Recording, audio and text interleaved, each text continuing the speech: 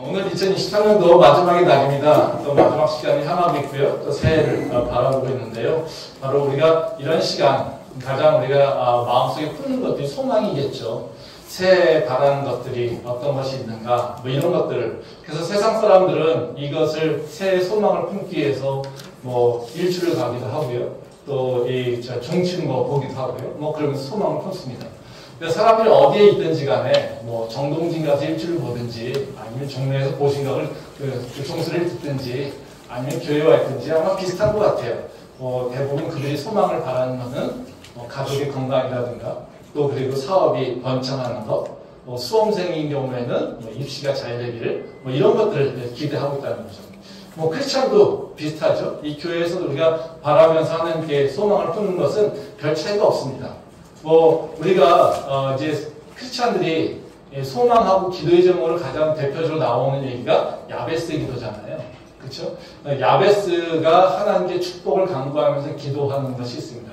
그 내용이 아마 우리 크리스찬들에게 있어서 어떤 것들을 가장 원하는 건지 기대하고 있는 것인지 하나님이 우리에게 무엇을 이루기를 원하시는 것인지 그걸 잘 보여주는 것 같아요. 사실 그 야베스 기도는 우리의 마음하고도 되게 상통하죠. 그래서 야베스 기도라고 하는 책이 나왔을 때 굉장한 히트를 쳐서 베스트셀러가 됐죠. 그래서 그 야베스의 기도가 되는 것처럼 우리도 그런 소망을 품게 된다는 거죠. 그 얘기를 좀 한번 보면요. 한번 말씀 보겠습니다. 역대상 4장 10절 말씀입니다.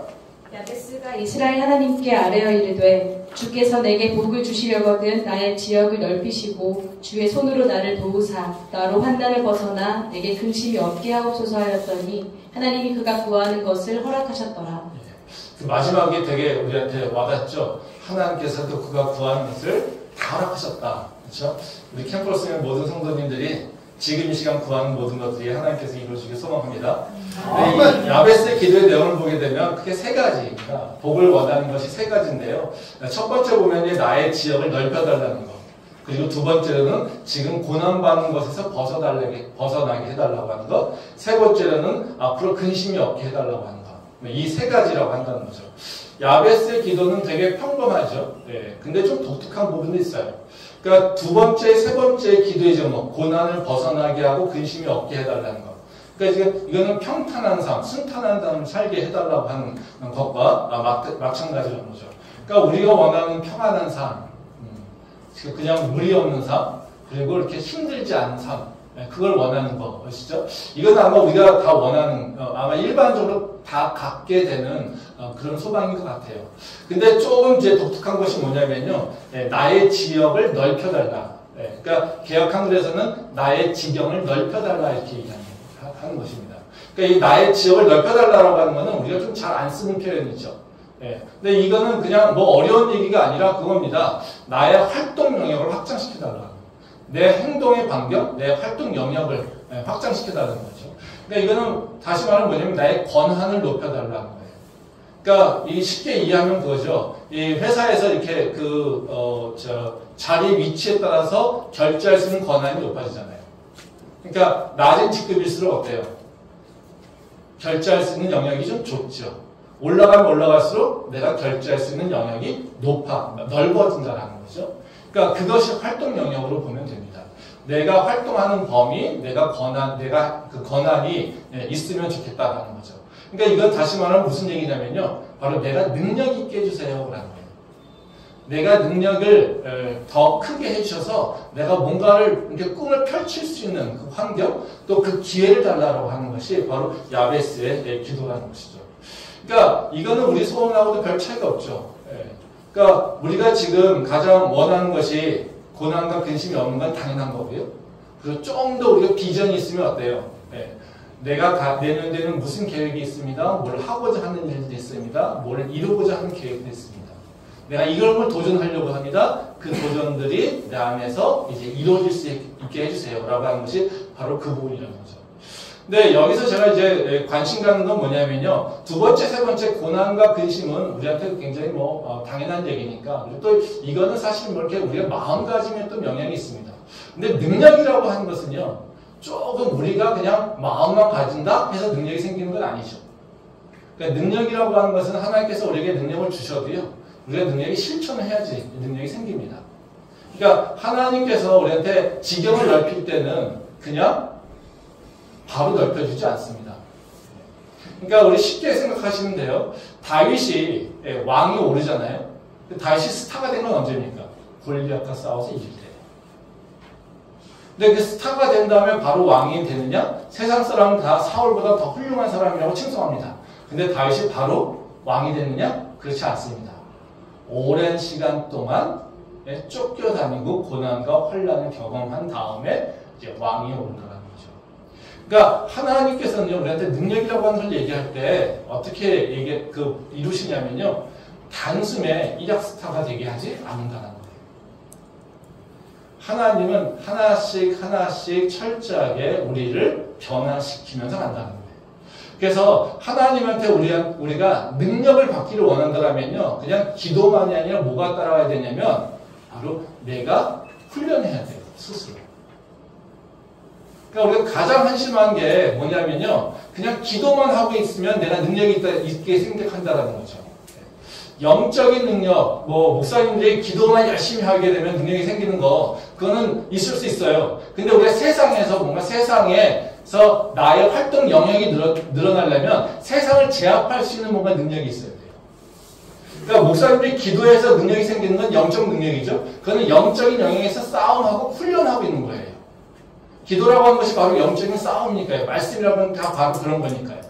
근데 우리가 원하는 건 내가 사탕마귀를 이겨서 내가 뭔가 누군가에게 축복 주고 뭔가 기적과 이적을 일으키는 거 원하시는 게 아니잖아요. 그렇죠?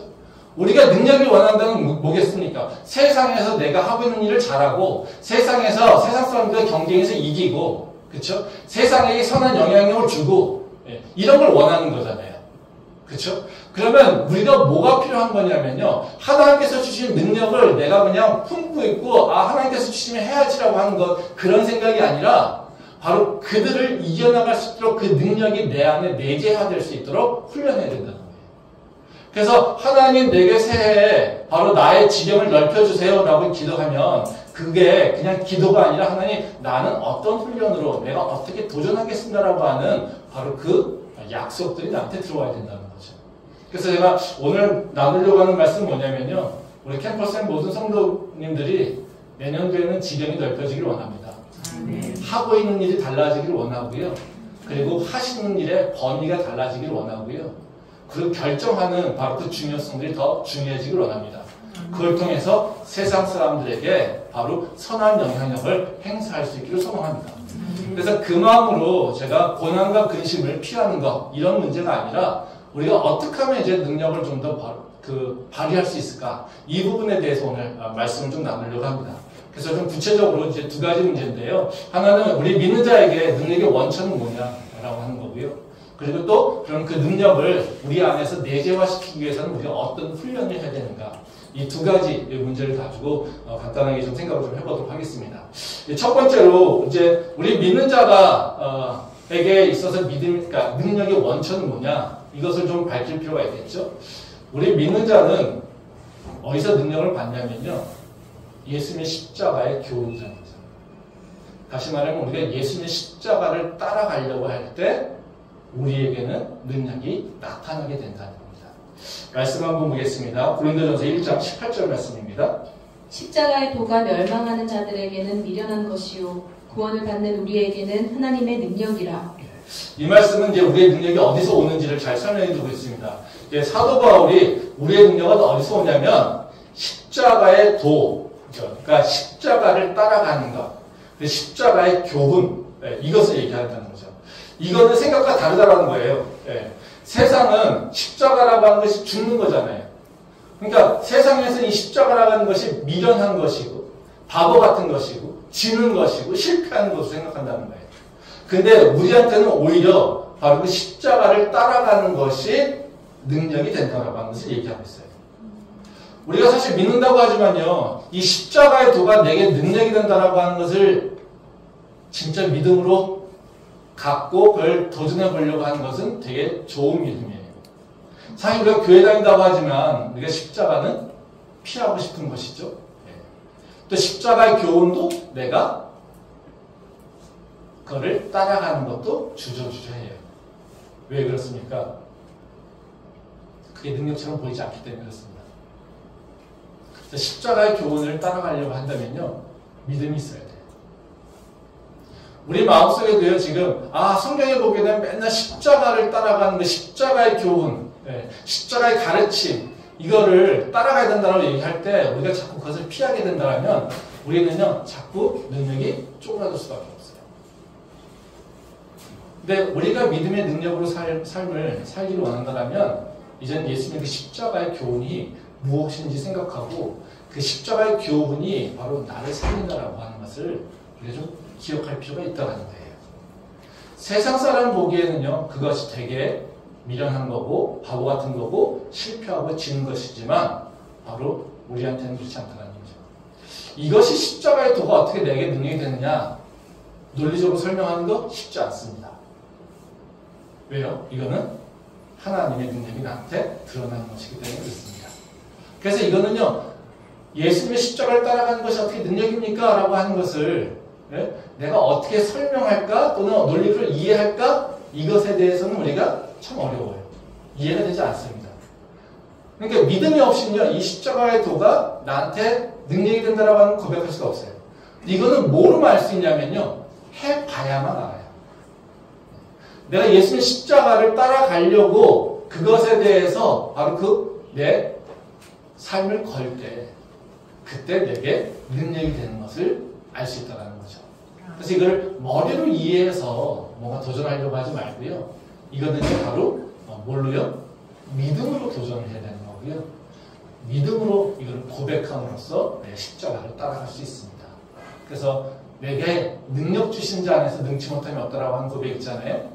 근데 내게 능력 주신 자, 그게 뭡니까? 예수님의 교훈을 따라서, 십자가를 따라서 간다라고 하는 것을 우리가 기억하고, 이제 2024년도에 바로 십자가를 다시 한번 묵상하고, 그리고 십자가가 가르쳐주는 그 삶의 길이 나 안에 어떻게 구현할 것인가를 고민하는 우리 캠퍼스 예배 모든 성도 될 수 있기를 소망합니다.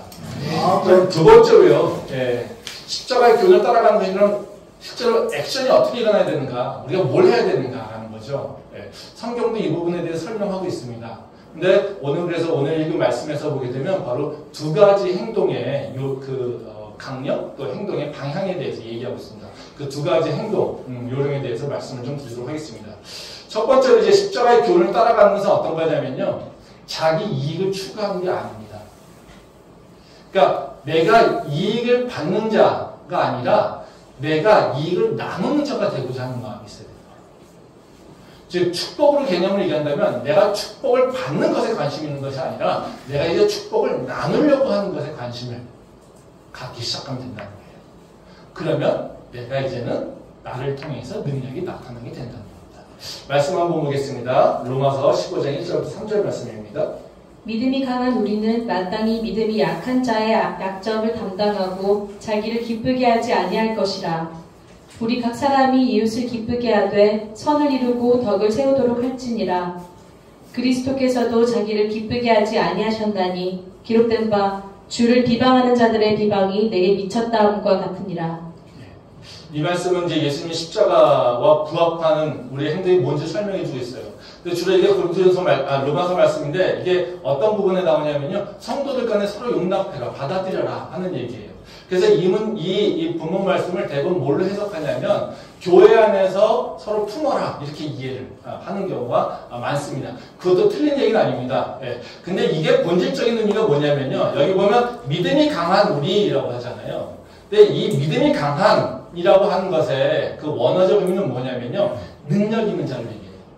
어떤 것을 할 수 있는 자. 그러니까 뭐를 해결할 수 있는 자. 이게 바로 믿음이 강한이라고 하는 것의 의미라는 거죠. 근데 이것을 영적으로 해석하니까 뭐겠어요? 영적인 의미로 해석하니까 뭔가를 할 수 있는 자, 뭔가를 해결할 수 있는 자, 이걸 얘기하니까 뭐예요? 영적으로, 즉 믿음이 있는 사람, 믿음이 강한 사람, 그리고 율법에 따르지 않고 율법을 넘어서 믿음으로 주님 앞에 나갈 수 있는 자, 뭐 이런 것들을 설명하게 된다는 거죠. 그러니까 우리 번역에서는 뭐라고 하는 거냐면 능력 있는 자로 표현한 것이 아니라 믿음이 강한, 이렇게 표현하고 있다는 거예요. 근데 이 원어적 의미는 뭐라고 했어요? 아까 뭔가를 할 수 있는 자, 능력 있는 사람. 능력 있는 사람은 이렇게 얘기하고 있다는 거예요. 그러니까 여기 보면 뭐냐면요. 능력 있는 사람은 능력이 없는 사람의 약점을 보듬어 주는 자야. 이렇게 얘기해요. 이게 원어적인 의미라는 거죠. 그러면 여기서 보면 그 능력 있는 자 또는 믿음이 강한 자라고 하는 것을 뭐로 얘기하고 있냐면 바로 예수님의 십자가를 따라서 내가 삶을 이제 내 이익이 아니라 바로 상대방의 이익을 위해서 약한 자를 품는 자를 얘기하고 있다는 거죠. 그래서 여기 보게 되면 뭐라고 얘기 나오냐면요. 거기 그 2절 말씀에 보면 그런 얘기합니다. 우리 각 사람이 이웃을 기쁘게 하되 선을 이루고 덕을 세우도록 할지니 그리스도께서 자기를 기쁘게 하지 아니하셨나니 이렇게 얘기하고 있어요. 그래서 2절과 3절 말씀은 뭐냐면요. 그 3절 말씀이 바로 예수님께서 우리에게 보여준 삶의 모습, 즉 그 십자가의 교훈이 뭔지를 얘기하고 있고요. 그것을 이제 우리 삶에서 어떻게 실천할지에 대해서 얘기하고 있는 거예요. 그래서 3절 말씀에 보면 뭐라고 합니까? 그리스도께서 자기를 기쁘게 하지 아니하셨나니 이겁니다. 그러면서 주를 비방한 자들의 비방이 내게 미쳤나이다 이렇게 얘기합니다. 이건 무슨 얘기냐면요. 예수님의 십자가가 예수님을 비방한 거겠습니까? 이건 하나님을 비방하는 거예요. 하나님에게 쏟아지는 그 하나님을 믿는 자에게들 그리고 하나님을 믿지 않으려고 하는 모든 자들의 그 비방을 누가 담당한 거예요? 하나님 대신에 예수님이 담당하신 거예요. 그래서 지금 예수님은 자기를 위해서 행동하신 것이 아니라 누구를 위해서요? 하나님의 뜻을 이루기 위해서 행동하신 거예요. 그래서 예수님의 행동에 바로 그 핵심적 특성은 뭐냐면요. 내 유익을 구하는 것이 아니라 하나님의 이익을 구하는 거라는 거죠.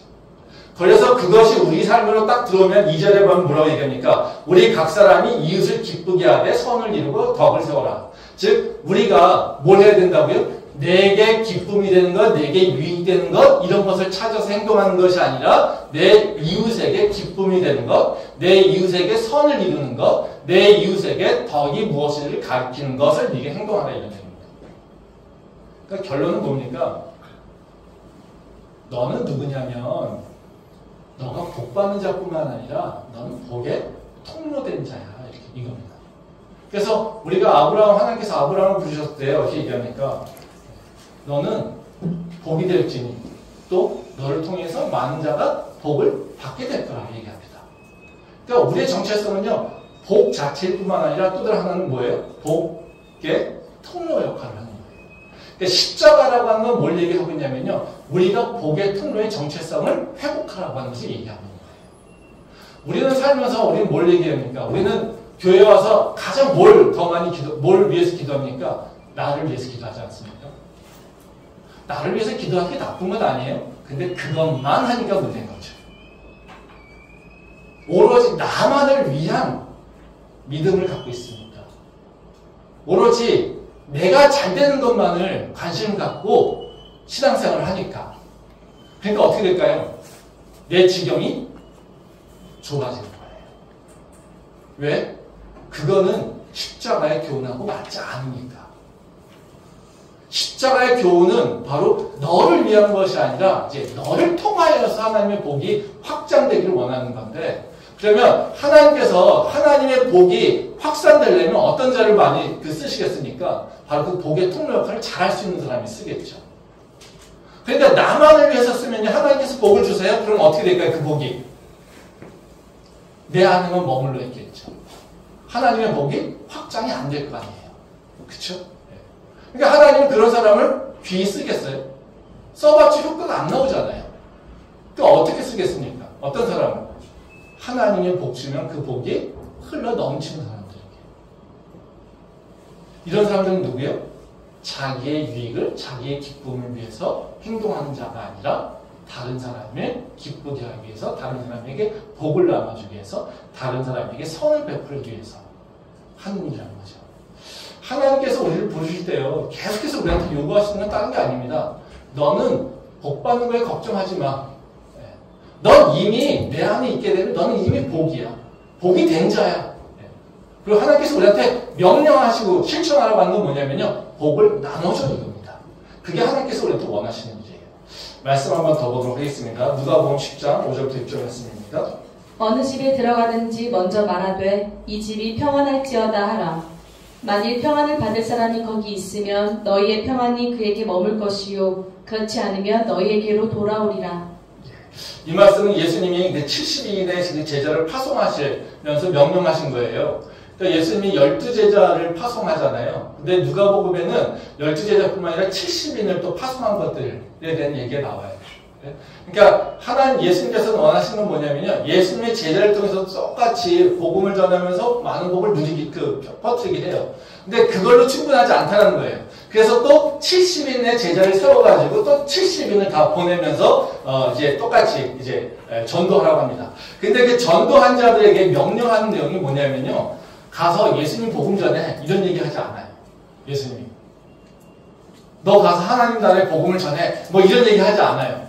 재밌는 게 뭐라고 얘기하냐면요, 거기서 그런 얘기합니다. 네? 그 5절에 보면 어느 집에 들어가든지 먼저 말하되 이 집이 평안할지어다.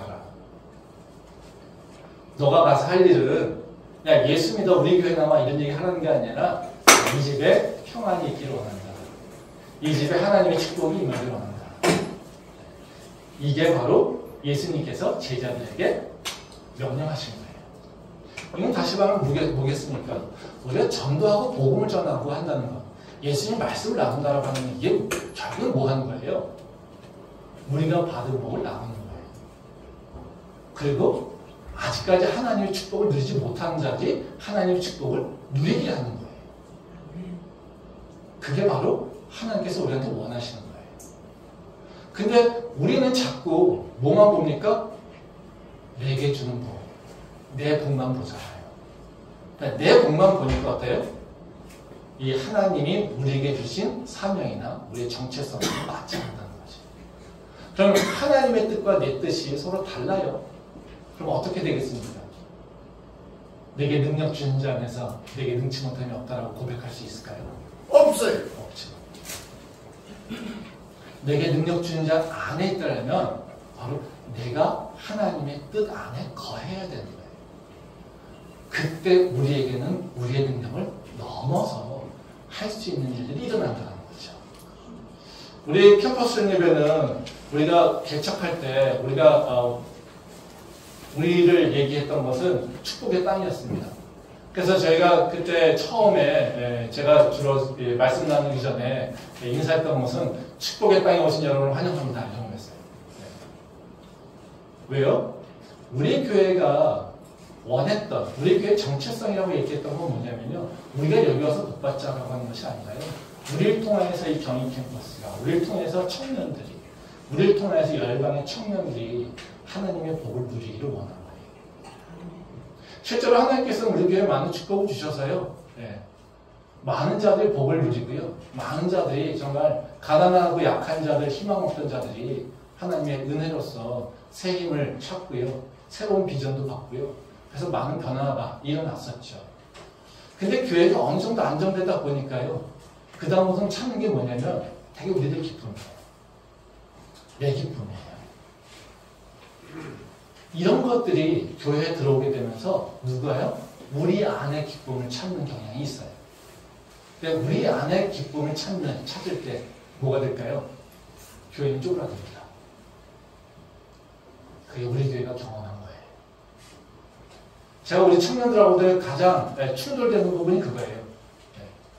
너희들 기쁨, 너희 공동체 기쁨, 청년들이 모여서 기쁨 나누는 거, 이것에 목표를 두지 마.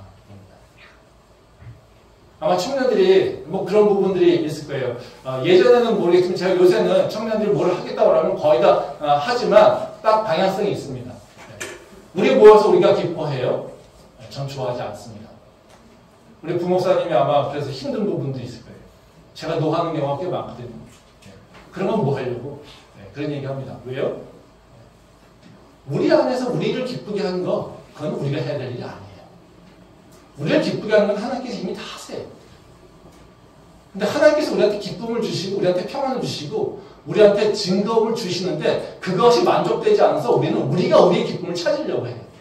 그건요, 십자가랑 맞지 않아요. 그건 교회에서 해야 될 일이 아니에요. 세상 동호회에서 하는 일이에요. 교회는 철저하게 뭐예요? 내 기쁨이 아니라 하나님의 기쁨을, 그리고 내 이웃에게 기쁨을 나누는 거예요. 그게 내가 진짜 하나님의 복을 누리는 방법이에요. 그게 바로 우리의 정체성이라는 거죠. 저는 우리 교회가 2023년 되면요, 축복하는 교회 됐으면 좋겠습니다. 나를 위해서 축복하고 내가 축복받기 위해서 기도하고 이런 것이 아니라요, 내 성도 주변에, 우리 성도, 내 셀에 있는 사람들, 우리 교회 누군가를 위해서 기도할 수 있는 자 됐으면 좋겠어요. 뿐만 아니라 우리의 사명인 캠퍼스에 청년들을 위해서 기도했으면 좋겠어요. 캠퍼스의 복음화를 위해서 기도했으면 좋겠어요. 이 땅을 위해서 기도한 자 있었으면 좋겠어요. 이 회기동에 있는 사람들을 위해서 기도했으면 좋겠어요. 또 열방에 있는 사람들, 우리 미얀마 같이 관심과 계속해서 기도하는데, 정말 내 개인 기도 시간에 하나님, 저 미얀마 땅에 아직도 내정이 있는데요, 그 땅에 미얀마에 있는 청년들이요, 정말 열방에 나가지 못해가지고요, 그 땅에서 정말 아파하고 있는데요, 그 땅에 평안이 있기를, 바로 그것을 위해서 기도할 수 있는 성도가 우리 경인 캠퍼스에 성도가 되길 원한다는 거죠. 우리 개인 기도 많잖아요, 그렇죠? 그렇지 않습니까? 근데 그것도 제대로 못한다고 그래서 남이 기도한 거, 이것을 되게 잘못된 걸 생각하는데요, 저는 거꾸로입니다. 내 기도 안 하고요, 내게 맡겨진 중보기도 먼저 하십시오. 그게 복 받는 일입니다. 하나님께서 기뻐하시는 일이에요. 내가요, 내 기도 하나님 앞에 다 얘기하지 않아도요, 하나님은요, 내 마음을 더 잘 알아요. 내 필요를 더 잘 알고 있어요. 근데 우리는 맨날 배운 게요, 네 기대 제목 10가지, 100가지 다 세세하게 적어내. 이렇게 적어내라고 하는 이유는 뭐냐면요, 그거를 알아야지, 그렇게 기도해야지 준다는 게 아니에요. 그렇게 일일이 세세하게 기도를 적으라고 하는 건 뭐냐면요, 우리가 너무 허황되게 하니까. 그리고 우리가 기도해도, 기도에 응답을 줘도 모르니까. 그러니까 네가 세세하게 적어봐. 그럼 네가 세세하게 원하는 거 아주 세밀하게 응답하시는 분이 하나님이야, 이것을 알게 하기 위해서 그렇게 훈련하는 거예요. 그렇게 기도하지 않아도요, 우리의 필요를 다 채워주세요. 저는요, 지금 여러분들이 말씀하지만요, 제 가족 위해서 기도한 적 별로 없어요. 저희 건이 위해서요? 작년에 건이 입시 위해서요? 저 기도한 적 없어요. 제 처가 맨날 불만입니다. 목사라며, 아들 위해서 좀 기도해. 저 안 했어요. 왜요? 그걸로 내가 할 일이 아니거든요. 맨날 내 기도만 붙잡고 있으니까 어때요? 내 시선은 나밖에 못 보죠. 내 시선을요, 내 지경을 넓히려면요, 내 시야를 넓혀야 돼요. 시야를 넓히는 방법은요, 내 기도의 지경을 바뀌면 돼요. 내 시야가 커져야 돼요.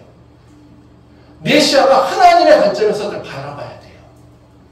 그럼 뭐예요? 하나님께서 나에게 그렇게 역사하세요. 그게 하나님의 약속입니다. 성경에서 하나님께서 계속 그 얘기하지 않습니까? 아브라함을 보고도요, 롯하고 헤어진다면 뭐라고 하십니까? 그 땅을 그냥 주십니까? 야, 내가 온천지 땅을 다 줄게, 이렇게 얘기하십니까? 아니에요. 하나님께서 뭐라고 하십니까? 아브라함 불러다가요, 야, 사방을 네가 다 돌아서 봐봐. 네가 보이는 것이 네 것이 될 거야. 그렇죠? 근데 우리는요, 맨날 내 것만 봐요. 그렇죠? 그러면 내가 가진 것이 내게 되겠죠. 근데 내가 가지고 있는 게 얼마나 됩니까? 우리 그거 가지려고 기도합니까? 아니잖아요. 바로 그 시선, 그런 믿음이 우리의 앞길을 막고 있다는 걸 아셔야 돼요. 거기서 벗어나야지 내 삶이 바뀌어요.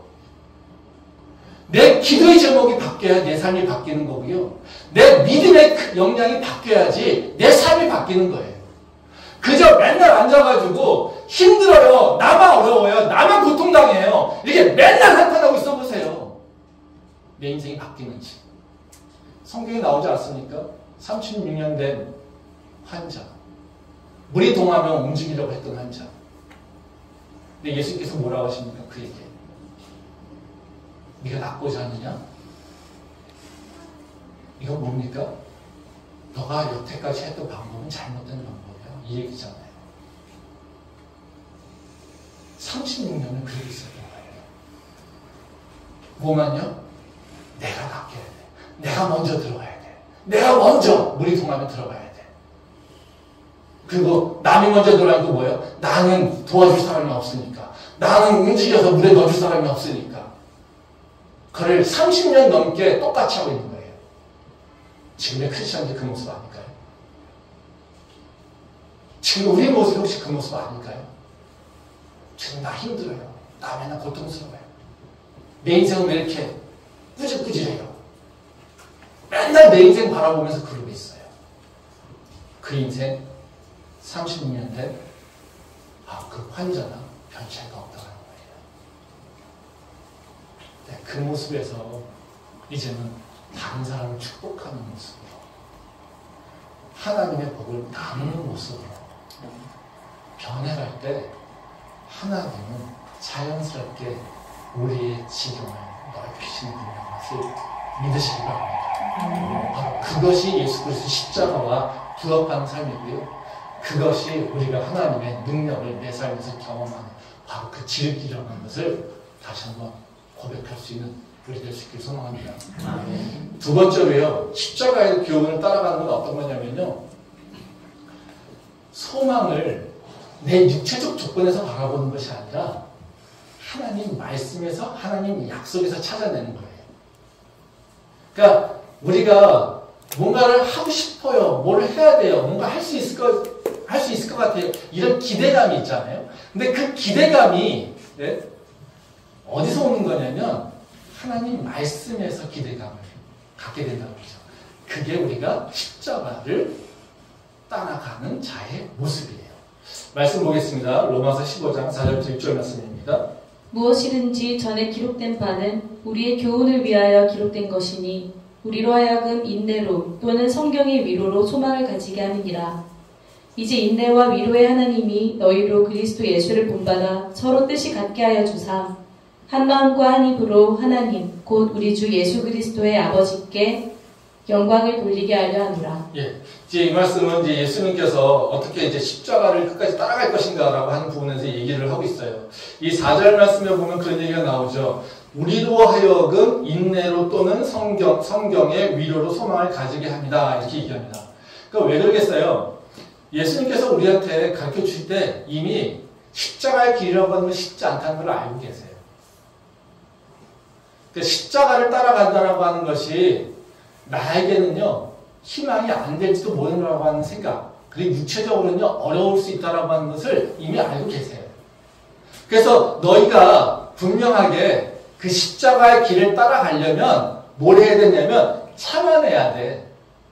인내해야 돼. 이렇게 얘기하고 있어요. 거기서 또 뭐라고 합니까? 네.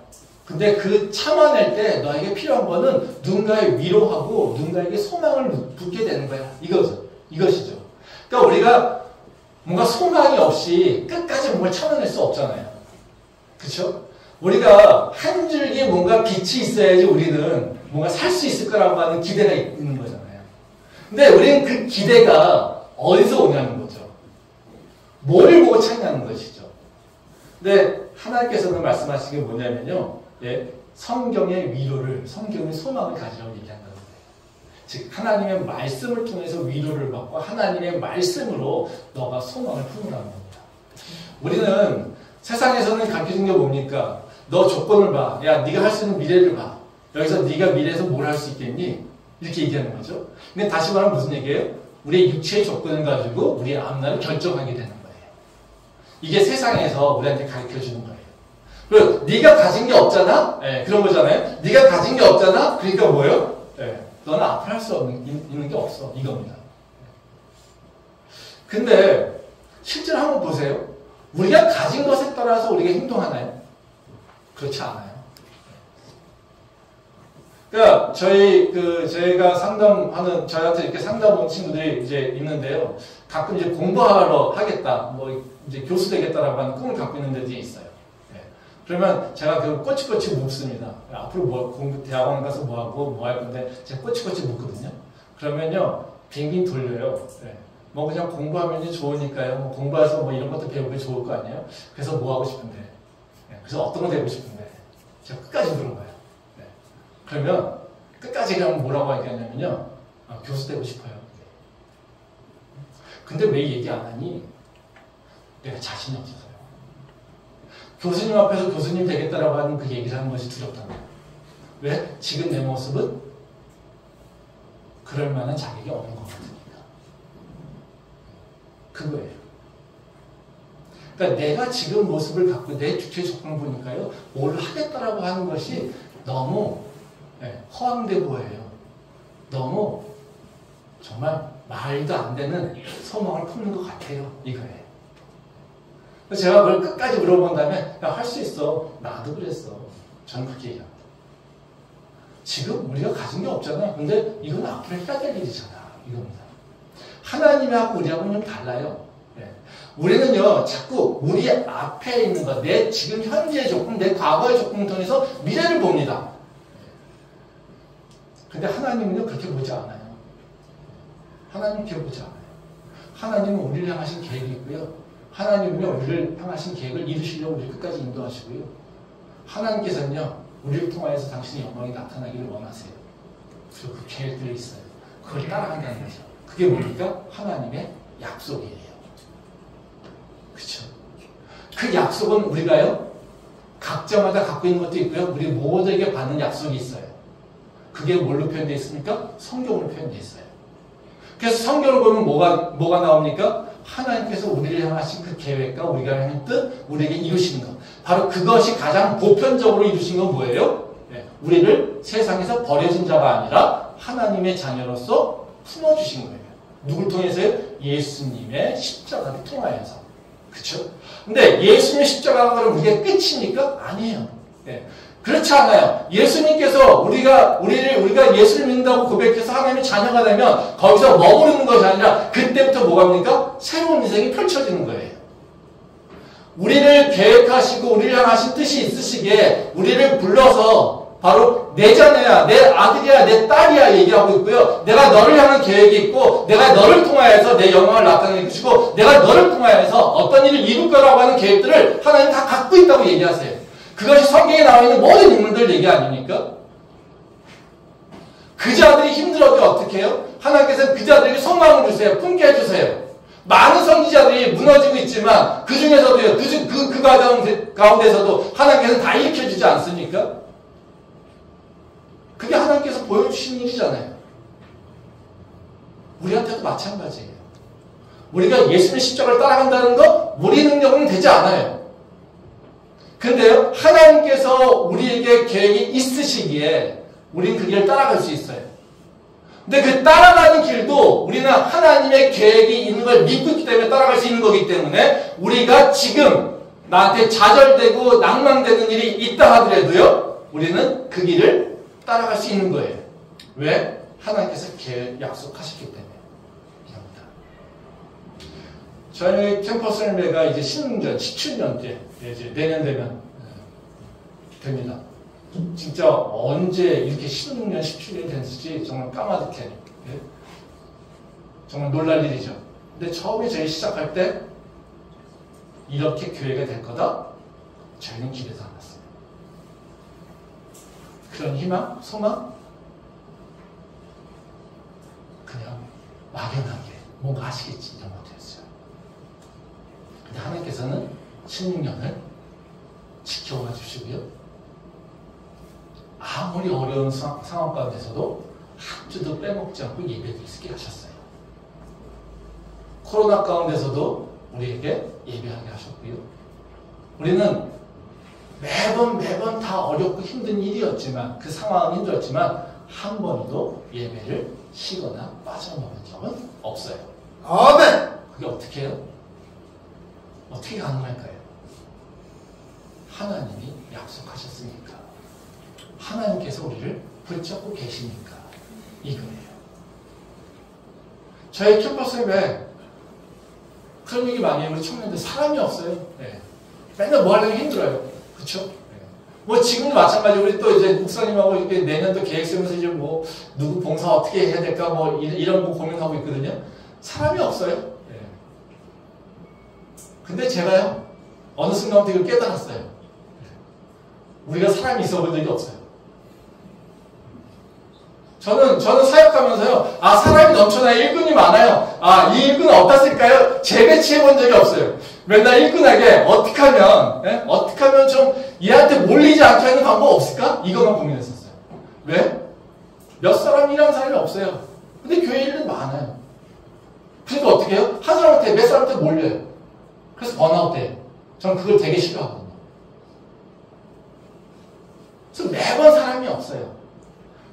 16년 동안 일꾼이 넘쳐야 나요 라고 하고 얘기해 본 적이 한 번도 없어요. 근데 할 일은 해요. 물론 부족하긴 하겠지만. 저는 그것도 은혜인 것 같아요. 내년도에도요, 보면 제 머릿속에도 뭐 이렇게 예배도 계획하고 싶고 이렇게 하고 싶은 게 많아요. 예? 근데 정말로 하려면 할 게 없어요. 할 수 있는 역량이 없어요. 그렇다고 저는 포기하냐? 저는 포기하진 않아요. 하나님께서 뭔가 새 일을 하시겠지. 지금 모습? 아니야. 하나님 일꾼 보내주실 거예요. 지금 이 모습 가지고 우리는 기대하는 것이 아니라 하나님께서 새 일을 행하실 거예요.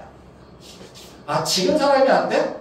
그러면 하나님께서 새 사람을 부르실 거예요. 여태까지 저는요, 하나님께서 당신의 사람을 불러서 당신의 방식으로 일을 하시지 사람 몇 사람이 계획한 대로 일하시는 것 같지 않아요. 제가 사역하면서 그 고백을 했습니다. 그래서 저는 부족한 것에 대해서는 걱정하지 않아요. 근데 부족하다 보니까 힘든 부분도 있죠. 근데 그럼에도 불구하고 저는 항상 주께서 하십니다. 저는 사역하면서 항상 그 생각을 해요. 하나님, 이게 내 교회예요? 하나님 교회잖아요. 내가 해요? 하나님이 하시잖아요. 이거 우리가 세우게 잡았어요? 하나님이 세우셨잖아요. 저는 그렇게 얘기하거든요. 막 그렇게 따져요, 저는. 하나님한테 욕먹을 일이지만, 그렇게 합니다. 왜? 하나님 교회시잖아요. 하나님께서 세우셨잖아요. 하나님께서 책임진다고 약속하셨잖아요. 하나님께서 인도하신다고 했잖아요. 하나님, 제가 할 수 있는 건요, 대단한 일 할 수는 없어요. 근데요, 하나님께서 이 교회를 세우신 그 사명을 제가 기억합니다. 그래서 제가 매일같이 붙잡는 게, 여기 계신 분 중에 듣기 싫은 분도 계시겠지만, 경희대의 복음화, 청년의 복음화, 이거를 계속해서 얘기하고 있는 게 바로 그것이 우리에게 주신 사명이기 때문에 그래요. 하나님, 제가 할 수 있는 건요, 잘할 수 있는 능력은 없어요. 근데요, 하나님께서 내게 주신 사명을 끝까지 붙잡고는 갈 거예요. 전 그거는 붙잡고 있습니다. 전 그게 우리가 할 수 있는 다라고 생각해요. 아멘. 그러면 하나님께서 필요한 사람, 또 하나님께서 쓰실 사람, 이거죠. 저는 그 일에 하나님께 쓰임받는 사람이 전 축복된 사람이라고 생각해요. 오늘 오전에 말씀하신 것처럼 여호와를 내 하나님이라고 고백하는 자가 축복받은 자잖아요. 그렇죠? 하나님, 나같이 쓸모없는 자인데 하나님께서 나를 이것에 쓸 일이 있다고 해서 이곳에 불러주시고 하나님이 일꾼으로 세우셨으니까 난 감사해요. 제가 목사지만요, 제가 목사 여러 번 얘기하지만 제가 목사로서 아무런 소망이 없었어요. 원하는 게 없었어요. 근데 지금 똑같은 마음이 아니에요. 제가 목사를 15년, 16년 하면서요, 저한테 큰 변화는 뭐냐면요, 하나님 저를요 사용해 주셔서 감사해요. 저같이 능력 없고 자격 없는 사람을요 목사로 세워주시고 하나님께서 이 하나님의 일에 참여할 수 있도록 해주셔서 감사합니다. 저는 목사하는 것에 대해서 기뻐하고 좋아하진 않지만요, 저는 이 일에 되게 가치를 가지고 있어요. 아멘. 왜? 하나님의 일에 참여할 수 있는 법이니까. 이게 하나님께서 우리한테 원하시는 거예요. 하나님의 일을 한다는 건 쉬운 일은 아닙니다. 근데 뭘 믿고 갑니까? 하나님의 약속을 믿고 가요. 그 약속을 통해서 우리는요, 아무것도 없지만 소망을 품는 거예요. 우리가 보기에는 길이 없어 보이지만 분명히 길을 내실 거라고 믿는 거예요. 그게 저는 믿는 자가 하는 방법이라는 거죠. 2024년 생각해 보십시오. 여러분 인생이 꽃길이 없고 같습니까? 전 자신합니다. 여러분 인생에 꽃길은 없습니다. 저주하는 게 아니라요, 그걸 기대하지 마십시오. 그건 하나님의 뜻과 맞지 않습니다. 꽃길만 걷는 거 우리한테 원하지 않으세요. 예수님 우리를 부르실 때 뭐라고 하십니까? 네 십자가 지고 나가. 네 인생 꽃길 내가 만들어줄게. 예수님 그 얘기하지 않으세요. 이건 다 현혹한 얘기의 꽃길은요. 우리 인생에요 꽃길을 펼쳐줄 사람은 아무도 없어요.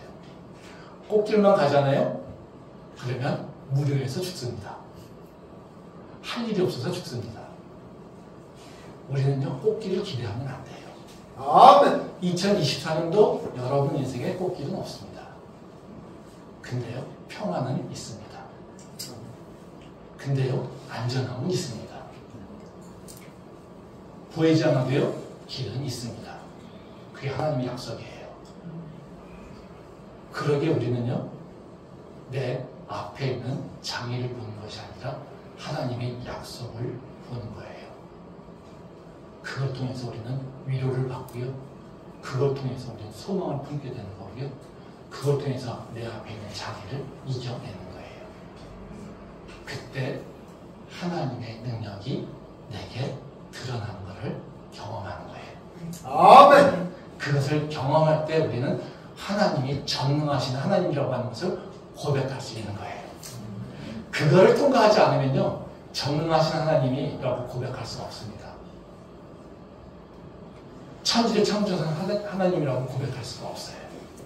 저는 우리 경희 캠퍼스의 모든 성도님들이 2024년도를 경험하면서요 바로 전능하신 하나님을 만나길 소망합니다. 아멘. 그리고 그 하나님의 능력으로 세상을 이기는 것을 경험할 수 있게 소망합니다.